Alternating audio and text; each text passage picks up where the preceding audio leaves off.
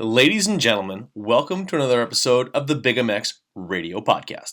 I am your host, Brad Gabhart, and this episode is brought to you by Luxon MX.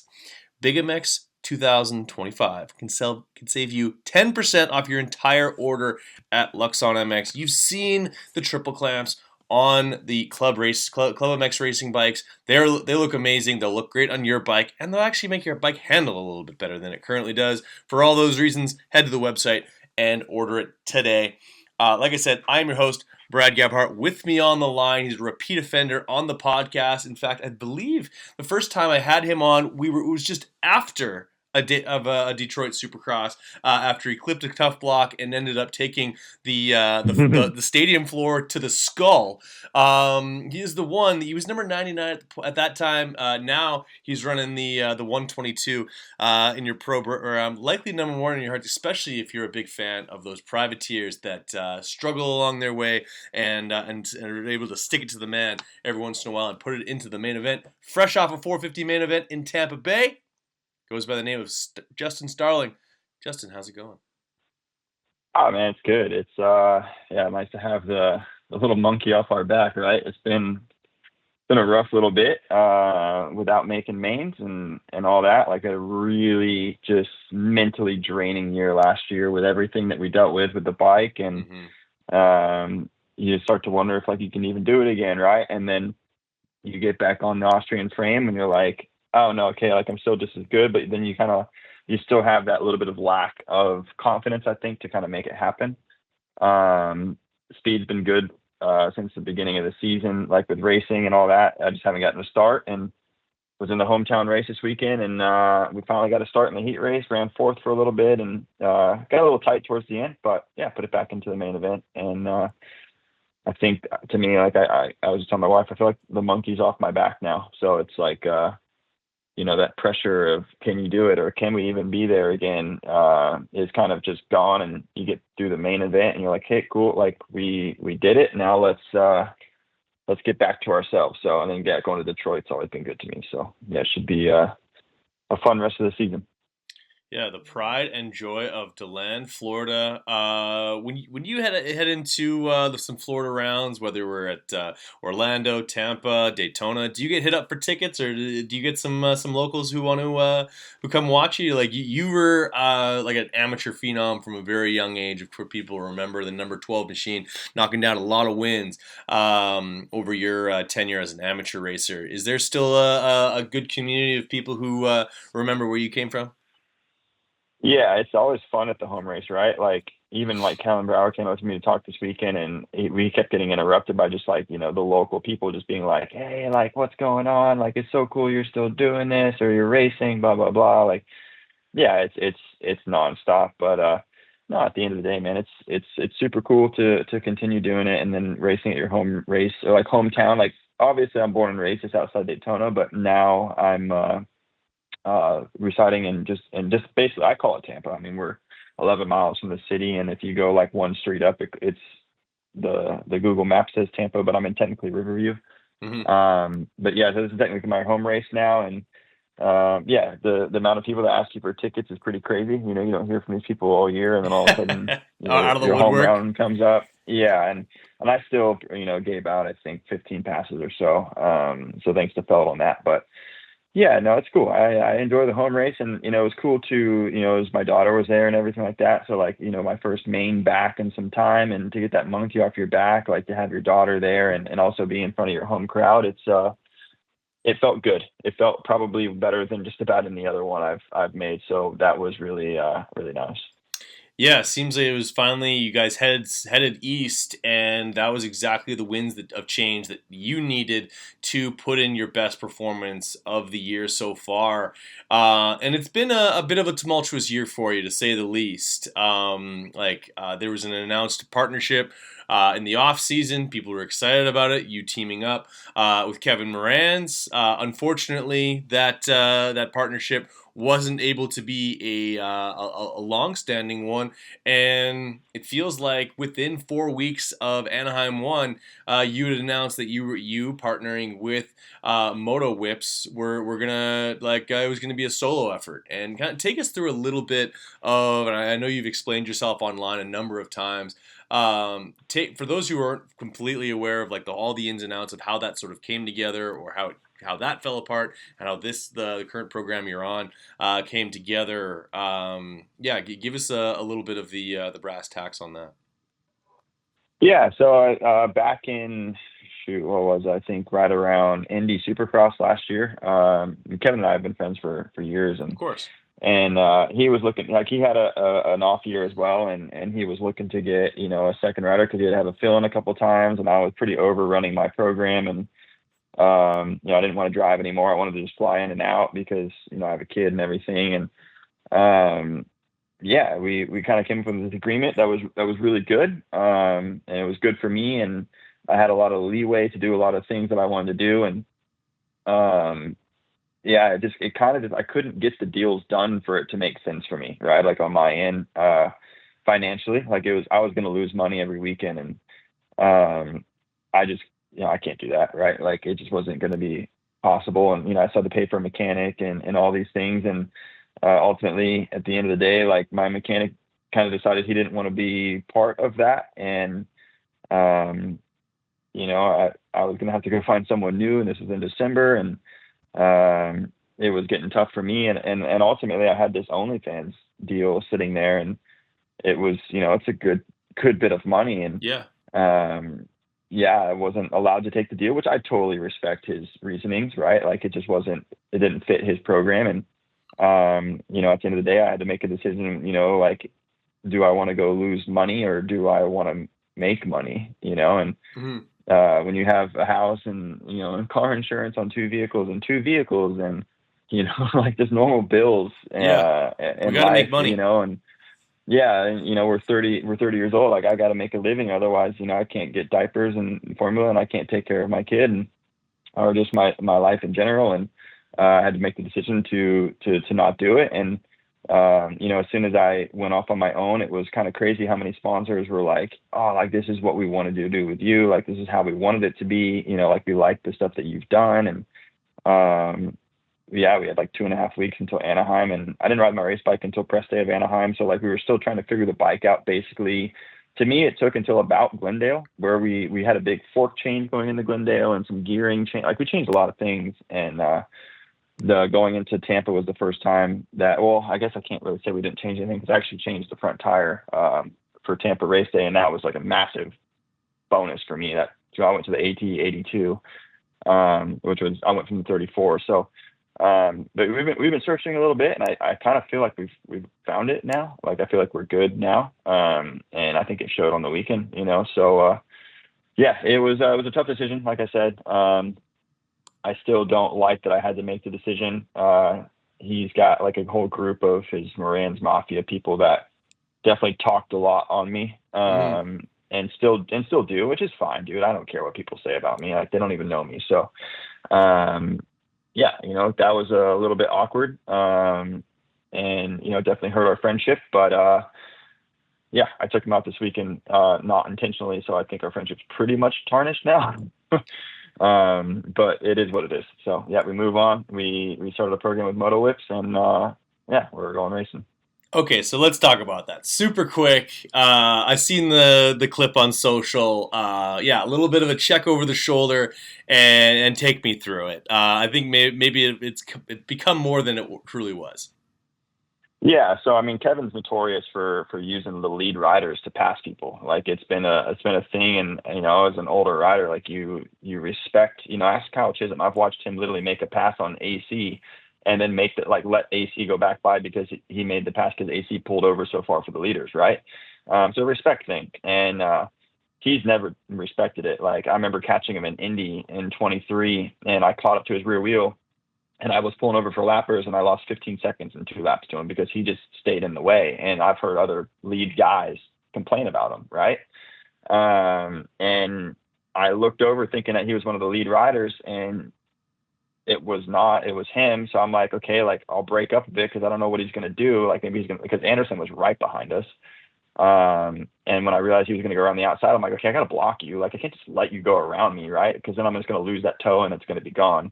Because he'll just stay in the main line with those guys. And yeah, I ran it up there and he kind of stayed in it, which I respect him to try to stay in it. But I mean, even if I was his teammate, I would have done the same thing, like I wouldn't have done anything differently. But yeah, the first look back, I thought he was a lead rider. And when I realized it was him, I'm like, okay. And then I broke up, like thinking like, hey, he's going to come, like, so who's going to come right next to me? And it was him. And I'm like, okay, dude, I got to shut the door. So, yeah. And it's weird because I didn't even feel like we hit, but I didn't feel like we hit that hard. And I don't know if like once we hit, he just wanted to be dramatic for the video and launch himself into the tough blocks or something. But because I knew it was going to be on film. As soon as it happened, I'm like, oh, here we go. His YouTube's going to be all me taking him out. And I was right. Wow, it's just more screen time for Alias Gear, OnlyFans, Yeah, Moto Whips. Like yeah, it's just screen time, man. Hey, that's you probably get some clicks yeah. I for Big E down at Yoshimura. Like no Yeah, bad press, right? I've gained a lot of followers since, and that's kind of funny. But yeah, I mean, at the end of the day, man, I don't care. Like I've gotten some people like, oh, it's so intentional, blah blah. And I'm like, no, dude, it wasn't intentional. I just didn't want him to use a leader to pass me, so I tried to block it, and we hit, and shit happens. Like I expect him to come back at me, but I mean, it is what it is, right? Like I'm not going to sit here and cry about it, and if that's how if he wants to use lead riders like that, then that's a little bit low on his end. But I mean, that's what he's always done. So I guess we'll see what happens here in Detroit. We'll leave it at that. Perfect. So, 2025 has become the year of the vented plates. We saw it in the Yeah. mid 2000s. Like I always thought they were trick. They were very prevalent in the '80s, back when we actually had air cooled bikes. At least the beginning of that decade. But they've made a resurgence, maybe like never before. I don't know who to either blame or give responsibility for it, but like you've ran one. Seemingly every Yamaha team imaginable has had one on. Like first of all, why have you been running one if you have when you have been running it, and like what do you attribute the trend to? Because like I respectfully, it looks unreal. Like when it's done right, vented plate always looks good. Yeah. I got surprised with one in what was it? Maybe Arizona. My mechanic built me one, which was pretty cool. Yeah. But no, I mean, to me, it just always looks cool. Like I never have like a certain thing with it. But no, like the Yamaha, it actually makes sense to use it. Like, cause the air that goes straight into the air box right there, like it airs actual power Right. gain. Yeah. On the gas it does you absolutely no good. Just stop like points. it just looks cool, man. Like, I don't know. I think we're all just trying to look cool out there. So yeah, I respect it. Yeah, no, I completely agree. Like for whatever reason, like I always loved seeing them on the Cowies back in the day, and it was just impossible to find a built one like that. I know Cycra made one for like the 2002s, but they never made it for like the '03 through '08 style of Cowie, which always bothered me. But yeah, so let's talk a little bit about the season so far. Bringing people together, like you have Guts Racing, you have Hinson, you have Dunlop, Alias is doing your gear. Like how do you go about being able to sort of pull all these sponsors together and be able to sort of fulfill the sort of deals that you're able to make with them, on top of training, being a dad, driving, and coordinating mechanic work and all that fun stuff, on top of a pretty rigorous training schedule? Yeah, so luckily I'm still not driving. The first 4 rounds, Motowhips had his rig, and then we used my buddy's van here for Tampa because it's so close. And then now actually all my stuff is on the Rocky Mountain KTM rig for the remainder of the season. So shout out to Jonah and all those guys for helping me get my stuff around. We're still not going to drive. That's out of the question. But no, honestly, it was pretty easy to do everything this year because it seemed like I sent one email to basically everyone I wanted to work with, and it was within a day. Everyone was like, "Oh, we're happy you're doing this. Like, thank God you're doing this. Like, this is what we wanted to see you do, or like we kind of expected this would happen." Like, I don't know really what that meant, but they were all excited. Like, it was way easier than past years. And then when it comes to the gear, like with Alias, like I wore Alias back in 2017 and 2018, and I loved it, right? Like it was the best gear. Like it looks super cool, and just I don't know, the vibes with Grondel and everything were sweet. And for a few years now, I've hit him up like, hey man, like let's do something. Like hey, can we do something? And it was never really a thing. And as soon as there was an opportunity to not, like Kevin had a team gear deal, and I was like, okay, obviously I don't have a gear deal now. So I was like, I called him and I'm like, Eric, like this is the time, man. Like let's do this, and he was like, give me a day to think about it because it's a lot of gear, right? Yeah. For a company to give to a rider for a Supercross and outdoor season. So that was something I was like, yeah, okay, I understand, like I'll give you your time. And he came back the next day and he's like, yeah, let's do it. So that was pretty cool. I was really excited about that. And we've got a lot of custom stuff coming out, so I'll do a lot of stuff that's going to drop for the company, which is really nice. It makes me feel good, right, to have like to be able to drop that. And I'm also ultimately I'm the only one out there in it, right? Like James Harrington will wear it at a couple of East Coast 250 rounds, but like I'm the only guy, so I never look like anyone else. So like to me, that's really really nice. But no, everything came together really well. And honestly, Justin from Moto was he's 95% of this thing, man. Like he does everything. Like he's putting this together and put this together, built the bike, and it's his bike, at the end of the day for the race bike. Like I don't own the bikes. They're not mine. And he went from, like trying to just do a deal with, working with me under Kevin's program to he took money out of the team's or like the company's shop to do this. And it's cool. It's a lot of fun. We really enjoy it. We work really well together. And I don't know, I'm stoked, man. I love it. I think it's so much fun. Like it might be a small program and we have stuff being hauled around in totes and stuff, and we don't have this, huge luxury like set up and whatnot, but it obviously didn't really matter this past weekend. So I don't think we need it in the future. Yeah, no, you definitely proved that to yourself when it comes to this program. And yeah, Moto Whips is something that's sort of, they've put the time in to develop that program year over year for the better part of a decade now. I think Justin originally did some work with Chad Watts way back in the day, like under the tutelage of a guy like Chad, who always made some of the most badass looking engines, great looking bikes that also perform extremely well, takes that recipe, puts his own sauce on it, and yeah, now you've got Moto Whips, and yeah, they've been in your corner, have been in the past, and are to this day. That's got to be a big feather in your cap. And just having the I guess the peace of mind that you've got that support throughout this season. Good bikes, yeah. Maybe they don't have your name on the title, but they're bikes they're competitive. You're running the exact same suspension company as the great Ken Roxon, so that's also got to be gives you some peace of mind as well. Things are moving in the right direction. Yeah, I mean that was another thing. Is like even when I went to Kevin's program, like I told him like, hey, like I want to use REP suspension. Like I've had a lot of good luck with Mark in the past, and we work well together. And so that was something I've been with for a while. And yeah, everything we put together was really nice. And the bike ultimately from like Kevin's bike to my bike, because I rode his bike obviously all the way up until December.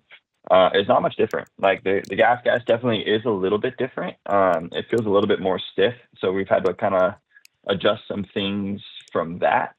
But we made it work, and we're getting, like I said, we're getting better and better and better with the bike. And I don't know, man. It's just a lot of fun. Like I've just been enjoying it a little bit more this year than I have in the past. And um, that field is stacked right now, man. It's not easy at all. But we're doing our best out there. And yeah, like I said, we're back in. I'm not gonna say we're back in the main. We only made one, but that's definitely we still have double the points that we had last year, so I'll take it. There you go. Um, rolling into a place like Detroit, privateer pits, leaves a little bit to be desired. Fans aren't able to interact with you guys the way maybe you'd like to, although that can also allow you to sort of lock in and just focus specifically on the racing itself. Just so you know, the temperatures in Detroit this weekend look to be frigid. Yeah. So maybe bring an extra couple of jackets, maybe a pair of long johns, some base layer stuff. I don't know if Alias has any of that stuff to keep you warm, but yeah, like I said, like, you've been at this for quite some time. It's been a long time since you were national number 99, and this was back when they actually went up into the peristyle or into the crowd, came back down, and like I said, you kissed the floor Hmm. of Ford Field like no tomorrow. That was still Ford Field back in the day, right? I think so. Yeah, we were still in that same Same place, stadium. but yeah, that Is one that 10 years ago that one now? hurt. What year was that? That was 2014. Yeah, I think so. Yeah. Yeah, 10 years. Yeah, that one that was bad. That one hurt pretty dang bad. Because that was a But tough I'm block. Basically, pulls the front end out from in front of you, and you just swan dive to the floor. No, it was the tough block was there, and that's the thing Uh, that sucks is the tough block was in the same spot, but like I came down that thing hugging the side because you had to, like with the way that rhythm set up and like how we had to go. right. And I just looked ahead at the rhythm too much, and I looked down and I was like, dude, I'm headed right at this thing. And it grabbed my brake pedal and just completely folded my brake pedal over the foot peg, but it just shot the bike left, like in a swap. And yeah, I sided straight to my face basically. And yeah, that was probably one of the most painful situations I've ever been in, but we live to fight another day. There you go. So what are obviously you want to put your best foot forward in Detroit. You want to make mains, but like when you're in those mains, I feel now you have some wind in your sails, or at least some confidence that that's where you should be every single weekend. And sometimes you can say it before you believe it. Now I feel like you actually truly believe it. What are the goals towards the end of throughout the rest of the season? Like that is round 5, so we got 12 of these to go. If at the end of the season you're in 6 mains, is that a successful season? I don't think so. Like, we have 14 rounds left or something like that. 12 rounds. Somewhere 12 rounds. Yeah, I mean six wouldn't be successful to Okay. me. There's a long way to go till we find it successful. I don't know what I will put on the right wording to call it successful. I don't know if it's a certain finish is what I mean. I Yeah. don't know if it's a certain this or a certain that. I think for now, I think the best thing I can do is just go out there and give it your all the whole time, right? Like I know that sounds so cliche, but like as long as I do that, I'll be pretty happy.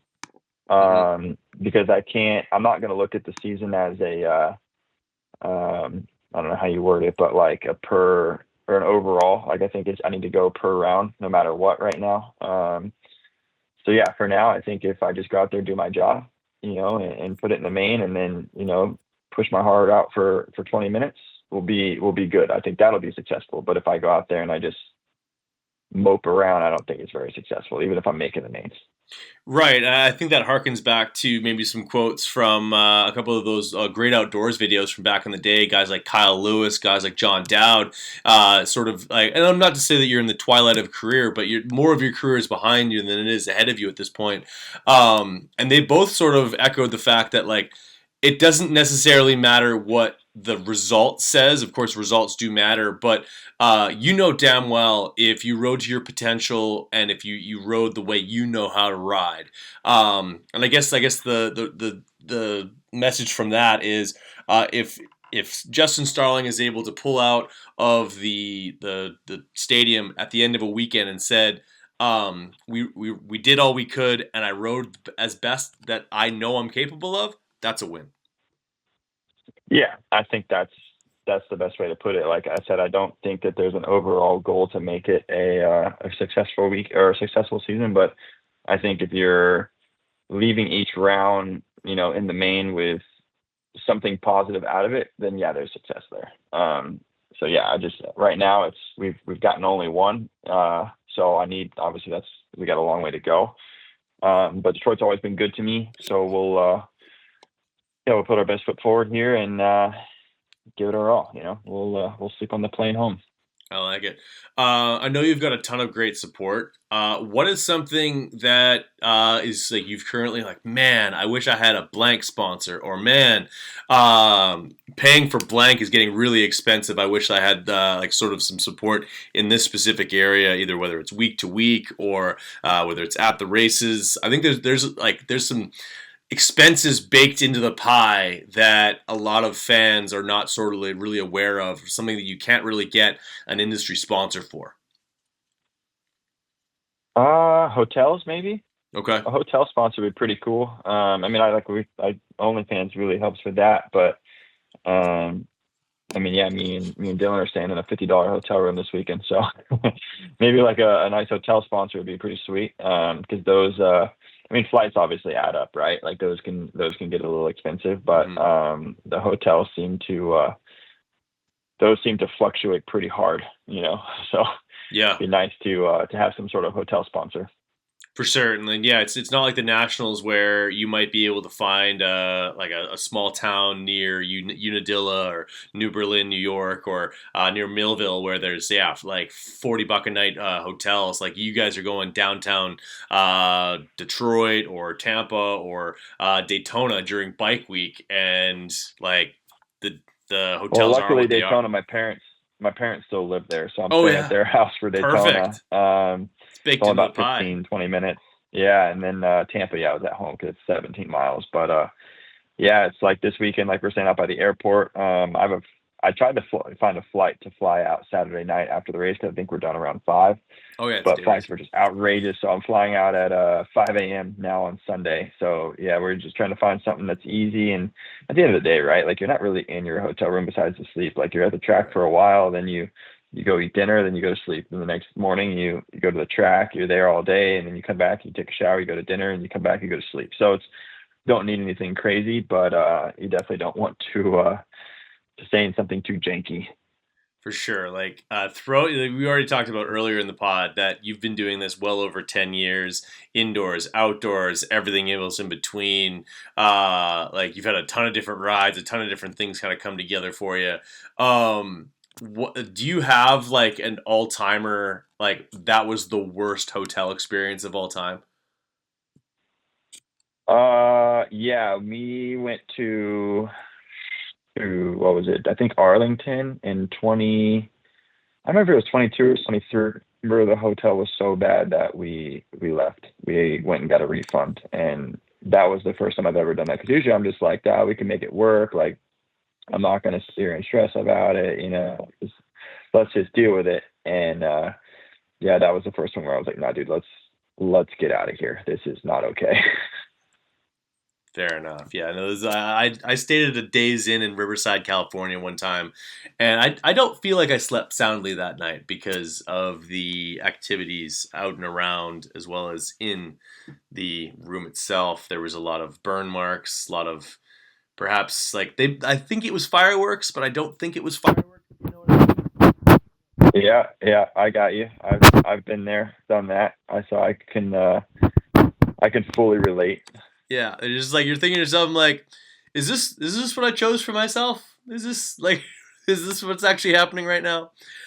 Yeah, But the first few races I was staying with Dominic Thury. We were yep, just sharing hotel rooms and a couple of times. I mean, it just cuts the cost down, right? of Like course. just to make it a little bit more affordable. But there was a couple of times I'm like, dude, we're splitting hotel rooms. I'm still spending like $280 with you because you're getting these crazy nice hotels. Like we can back her down a bit. But I think if I told him this weekend that our hotel was $50 a night, he'd be like, dude, I'm not staying there. Yeah, no, he's probably looking up the DoubleTree by Hilton, and those are definitely not $50 a night. What do you remember about your first ever Supercross that you like even if you didn't make the main? What do you remember about the first time that Justin Starling showed up to a Supercross event? Still wet behind the ears, eyes full of Christmas and optimism. Like, not to say that you're begrudging now, but there was a time that you'd never done this before. What was that like?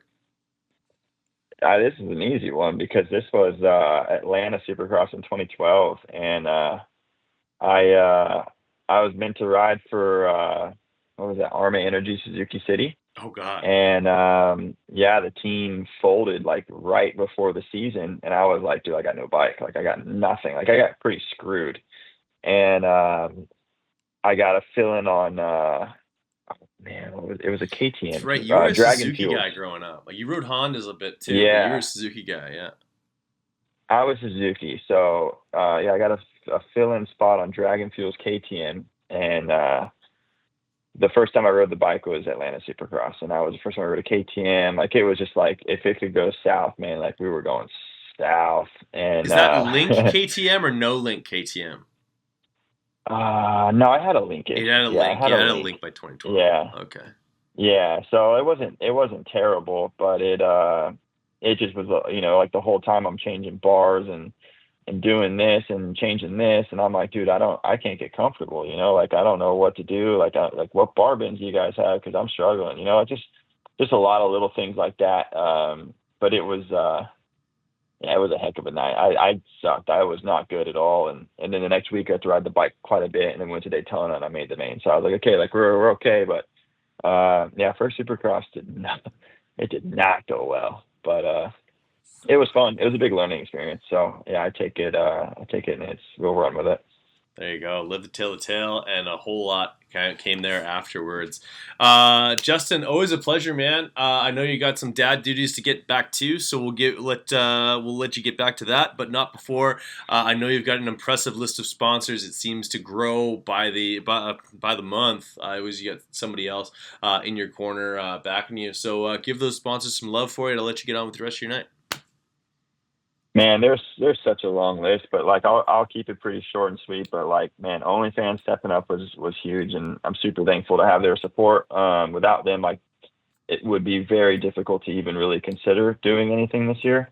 And then yeah, Motoist, man, like those guys over there, and Dylan's actually sitting here behind me. He always Nice. is kind of like in the background here, and he doesn't really get recognition like he should. But Lurking. yeah, I'd say Dylan and Justin are two, and then we have Anthony and just a bunch of dudes that just really stepped up big and made this all happen. So it's yeah, those are the big ones, and then yeah, there's a bunch of team sponsors and everything, but to really give them recognition, yeah, you gotta give it up to OnlyFans and Moto Whips. 100%. And like maybe the most supportive wife of all time? Yeah, she's pretty cool. She still lets me race, so I can't really complain, right? No, there's no complaining allowed, even if you had something to complain about. Justin Starling here on the Big MX Radio podcast, my friend. Don't hang up just yet, but for podcast sake, we're going to cut things off right there.